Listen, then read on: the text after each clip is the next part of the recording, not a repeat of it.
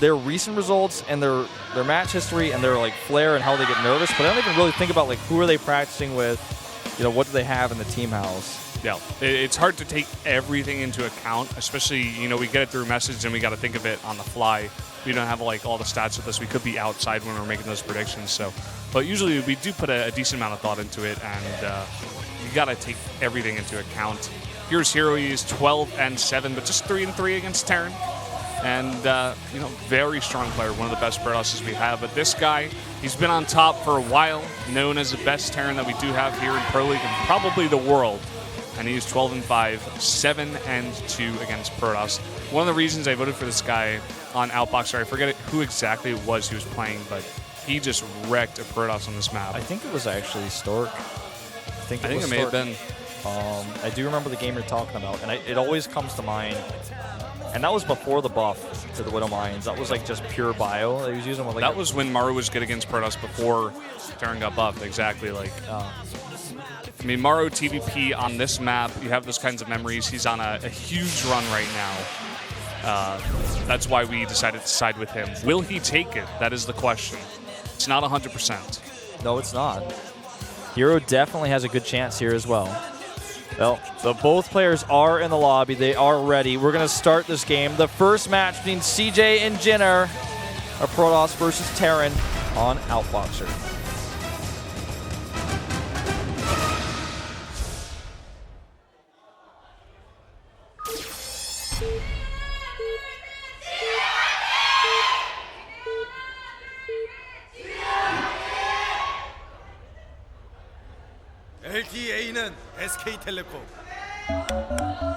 Down here in the bottom right on Outboxer, in the yellow for CJ Entis, the Protoss player. He is herO. The top left in green for JINAIR, green wings, it's Maru. And that gigantic scream you guys heard out of all the fangirls was the CJ fan club, I guess you could call it. They were on the second floor. They came to the railing and they screamed, and they just kind of like disappeared. Oh, they just like came. A flock of birds or something. They came, they screamed, they left. Yep. They're still back there, but they're just not like, they actually won't have a comfortable seat to watch the matches, I'm sure. Yep. So I expect that despite the fact that I said earlier about herO, I would really like to see him try to circumvent Maru's style, his aggressive style and his style that really counters third bases. I would much rather see him actually do an Oracle build, do something like that. They just like draw that so well that I feel like they actually aren't even drawing it. It's like a sticker they have like in a pack in their back pocket. They keep pulling out. They just put on the cheerfuls. But yeah, despite the fact that they think that is what I would like to see from herO, I don't think he's going to do it. I think he's just going to stick with his guns and play his normal style. Yeah. I'd expect like Gateway expand on him.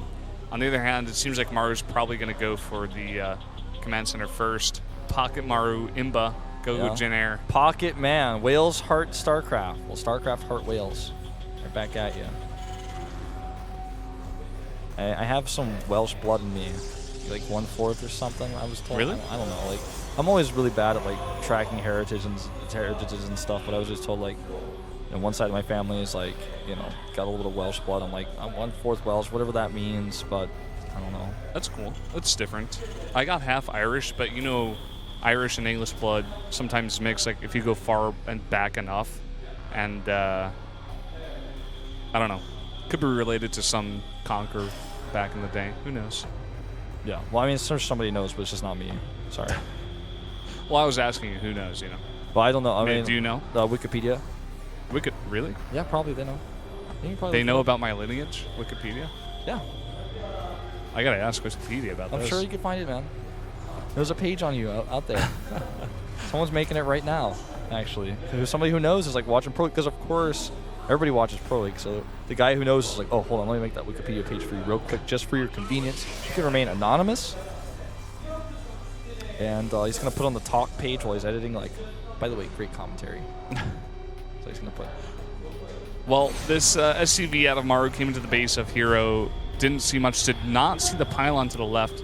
Something to note, maybe he is panicking a little bit. He might be like, where's your proxy? Where is that pylon? He's going to send that SCV around now because he wants to find it. Unfortunately, it's still in the base of herO. Yep. Pylons don't move. Still there. Think about that. Pylons moving. I don't know if you know this. You were like an obsessive StarCraft 1 fan like I was, and you were like watching the alpha, like everything that all the information that came out. You watched the same YouTube video with the planet cracker like 9 times. It's like, it's gonna come eventually. You watch the time warp go down, and all the missile turret shots get absorbed. All these things that never actually made it into the actual game. You just watch and you're like, whoa. You watch all the battle reports with Dustin Browder like over and over and over again, like I did. You know, like there was at a time phase cannons that could move in the alpha within any warpable location. Of course, it became overpowered, but that sounds quite overpowered. There was also, you could also, at the time, I remember one game that was playing a battle report on Scrap Station that on my midnight launch party I went to in Atlanta. They kept playing that same battle report over and over again, where you could warp in Immortals, like in any power field with like, as long as you had the robotics and warp gate research, you could just like warp in Immortals, warping in Immortals into the fight. I'm like, whoa, that's not fair. Like, that's pretty strong. Yeah. Oh, look at this. Maru, well, never mind. I was like, that would not even make any sense compared to anything we've ever known about StarCraft 2. Well, he's still going to come over here. I think he's still scouting. Yeah, I don't think he's going to make a CC, but I was like, huh. You know, he scanned the main base, and what do you see? He saw one extra gateway. He still doesn't know there's a pylon over there to the left with a gateway next to it. He doesn't know about the robo at the natural. So he could be like, what are you doing?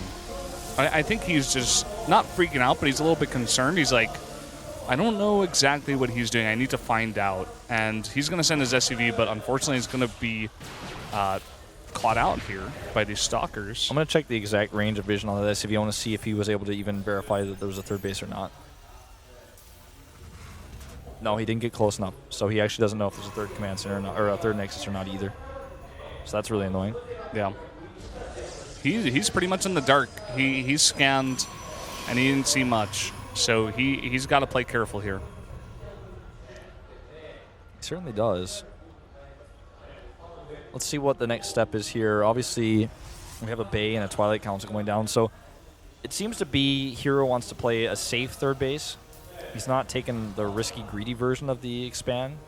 He's going to have the Colossi go. He does add a second forge, though, which I think with the Bay is pretty reasonable, but it's starting to be like, well, how much gas can you actually spend on all this food? That's that third base is going to be a bit delayed if you're trying to get Blink and 1-1 and Colossi to hold He's your also base. got 3 sentries out already. It's like 2 stalkers, like no zealots even. I'm like, you need to put four probes in every gas to do this one, man. Well, his 2 forges just finished, but he only has enough for +1 right now and Blink. The Bay is up. He's also started 1 Colossi, and there's the armor. He is not making any units but the 1 Colossus. And now he starts 2 probes. And there's an army of Maru coming across the map. And by the time it gets to the front, it's going to have stim. It's going to have combat shields as well. And I'm not sure if herO has enough to defend against this. This could do a lot of damage. I don't think it will. It's going to be a good poke, though. He shouldn't be able to get critical damage here. I don't care who he is. He's Maru. Let's see. Overcharge on the Nexus. Colossus is out. Got to dodge those force fields. Barely gets out of there. That was a close call. And Forces the overcharge. Backs off. it's just hard to actually do damage to a Protoss player right now in the current meta with the Mothership Core out all the time. It's just so defensible. But had he made a third Nexus, that would have been probably not holding that, you know. If he tries, then he loses his Colossi and loses the game potentially. So that's another way of Maru just being like, all right, overcharge this. And you don't have a third Nexus, that's fine.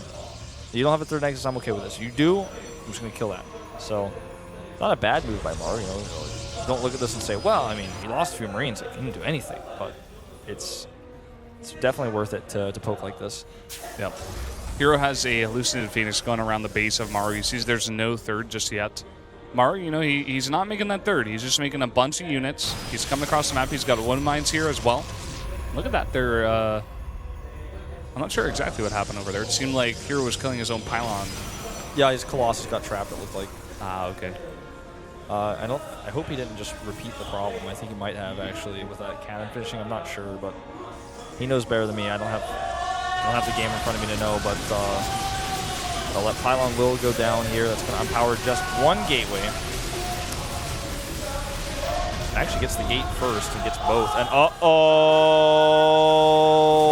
He's down here at the bottom of the ramp. 2 good force field stalkers blink down as well.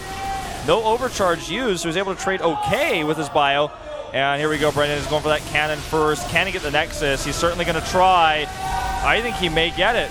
There's the overcharge. He knows he needs to save that for the main base. But again, at the natural, here we go. A few units dropped out here to help tank a little bit to try to draw these forces away.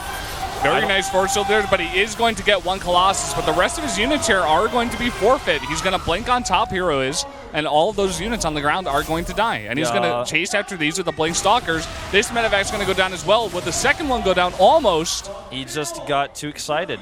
He lost a lot there for what could have been critical damage with a bit less, if the micro were worse for herO, but just, looking at this overall situation now, herO is down in Harvester still. He still doesn't have a third base. And Maru has, again, an army lead. It's the tech, though. The upgrades he's getting out, the Colossi that he's trying to build that count up on. That's what he has. That's the advantage that he has, which will be the more important advantage the longer the game goes on. But Maru is just trying to continue to get this tempo advantage. And a lot of people ask me, what do you mean, Wolf, when you say tempo advantage? I get this question a lot on Twitter and on my Tumblr page. It's when you do things like this to cancel your opponent's nexus, keep him on the back foot constantly while you're back at home doing something else. You're getting good trades against your opponent. But in this case, he's actually not really getting the good trades. He has these Widow Mines in position, but the Colossus is doing a lot. Yeah, Colossus is doing a lot. The Widow Mines are getting very decent shots here. No Zealots, but there's just not enough bulk here for Maru. It seems like these Widow Mines are going to go off as well. But we've seen Maru do this time and time again, fight so scrappily with such a small force and a lot of medevacs here. And he's forcing herO to micro here. He's forcing herO to fight this battle. And with mainly only Marauders here, he's doing very nicely on the trades. Yeah, he has a third base up at home, and he's trading evenly here. And actually, the trade is starting to go in his favor a little bit here with some really nice medevac micro. Nexus Cannon is finally ready, but Maru's been mining from his third base for so long. Did a lot of damage here. I worry, though, that it was not enough damage because 2-2 is about to be done here for herO. And with 2-2, you can, as you might expect, start 3-3. And then once you have 3-3, your Protoss upgrades are 3-3. Now we're a place that Terran wants to be if he can help it. So let's see how much damage he gets done here. The composition, again, a bit lopsided for herO because he doesn't have any Templar tech. He's only on those 3 Colossi. Well, with no Vikings out for Maru, it's not so bad. He's also got way more Marauders than he has Marines, which is pretty good against Colossi. It's pretty okay. Yes, very good. We've seen Maru do this time and time again. He's just going to micro his heart out. And herO just has to be so careful. Even sending those 4 Colossi out there to see what's going on out there in the middle of the map, he has to be careful. He has to make sure there's no Widow Mines, nothing sneaky going on here. But this isn't sneaky at all. Maru is going to come in here with a bunch of Marauders, force out a bunch of these force fields as well, get very nice Widow Mine shots as well onto those Zealots, and it seems to just back off for now. +2 is on the way for Maru. He's starting to get those upgrades, catching them up. He's got 4 Vikings coming out here as well, so he will finally start to get that Viking count up to where it needs to be to deal with these Colossi. And that's a lot of resources spent. That's a lot of Vikings that he's making, but still, as far as I can tell, there's no Temple Archive. He hasn't even started it yet. So, with no Temple Archive, he's making the right composition. He's doing the right thing. His medevac count is also currently at 11, so it's not like he's really losing a whole lot of build time on those medevacs because he already has plenty. All right, this attack is going to hit with a better upgrade timing. This is a very scary situation for Maru. He doesn't have that +2 yet. He doesn't have his +1 for his Vikings. He needs every set of Vikings he can get. Yeah. I'd love actually if herO went for the 2 gases at his third base. He still doesn't have them, and he has a very big gas deficit. That would be very nice here. He wants to make those stalkers, the blink stalkers, doing very nicely for him. Wants to try to snipe a medevac, blink back, does a decent job, does some damage. Gets some damage from the back with his Colossus as well. And he has so many gateways here. So many gateways. The Observer showed it to us. I think it was upwards of 10 right now. So he's just trying to do a little pokes with his blink stalkers onto the Vikings. And Maru's taking this very seriously. He's bringing out his SCVs. He knows this is crunch time right now. He has to hold off this attack. If he does, he's going to be in a decent spot. Let's find out if he can do it. Vikings here. quite high in number, and it's a mostly Marauder composition, but still, there are enough Zealots on the ground to crush through most of that ground army. Not enough anti-air to finish off the Vikings. Few more Stalkers coming through. Does herO have enough? Oh, this is so close, Brendan. I'm really having trouble deciding who's going to win this fight. It looks like Maru will push it back, but then another round of Zealots come in. This is so close. It's incredibly close. I mean, most of his army supply right now is in all those medevacs. That's what you got to look at. Just those few units that he has back here is fighting in this one bunker. And, you know, there's just so much on the ground here for herO. Maru has lost a lot of SCVs as well. And I worry for Maru right now. He just doesn't have any ground army, whereas there are so many gateways back at home for herO, and he has so many gateway army units. I think he's dead. Not enough on the ground. The medevac's helping healing out what is left. But even if he survives here, the damage has been done. Worker count down to 18. Those medevacs are starting to fall. Vikings on the ground. Bit of a desperation move here. The lack of upgrades for Maru really hurts him. And I think that herO is going to pull off a bit of an upset and take that very important first win for CJ that they desperately need, I would say, going into this matchup. Because like you said, Effort and Hydra, not the two players that are really known for always bringing it home. They can take some wins. But if CJ's able to get this lead and get that morale going into the rest of the matches, maybe all they need is just for one of those two players to win a game. Let's not get ahead of ourselves, of course, as this game isn't over yet, but it basically is. Yeah, I mean, herO, he hasn't finished it off just yet. It looks like he might do it here with a very nice time warp. But he's already done so much damage. Down to 17 workers is Maru. He's just trying to micro his heart out, try to somehow come back, but it's not looking good. Well, the last of these units do get picked off. And, I mean, look at the worker count. If he pulled all of his probes, he'd actually win the game with the extra DPS of that alone. I think really all he's missing is just like one round of Zealots, and then he's going to have enough to deal with the medevacs with his Stalkers. There's the Zealots, and actually even a few sentries here. The damage output in this army is just insane, so this base is going to have to lift. If it doesn't, it dies. If it lifts, it's not mining. You know, it's a loser situation. He's like trying to repair it. Yeah. If it lifts, it dies as well with how many Stalkers there are here. Yeah, it looks like it actually. Goodbye, Orbital. Counterattack here will be thwarted by a recall. Kills the Orbital. And fangirls for herO are screaming as Maru may lose 2 games in a row, Brendan, back to back. Yeah. Very interesting. I mean, he's trying to micro here still, and you got to feel for him. He took his hand off the keyboard for a second before. You got to know that he's feeling the pain. He knows that he's like incredibly far behind, but he's gonna try to fight through it. We're gonna see what he can do. I mean, he lost the Orbital. herO's up to 4 bases now. It's only a matter of time before we see this kind of army. Yeah, it's just gonna be too much. It's way too overwhelming here. Blinks on top of the bio. GG. Fangirls go crazy as CJ herO takes game number 1. And the atmosphere in the studio is pretty pumped right now. I'd say there's about even number of fans for each team. But I will always go back to this point until this match is over. This is a very pivotal game for CJ. More than it is for JINAIR.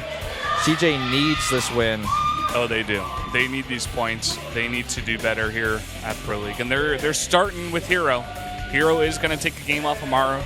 Well, I just mean even more than the points. Like in this specific match, the lineup of players, like we talked about before, like this is a huge step for them in the right direction because JINAIR are the winners of round 3.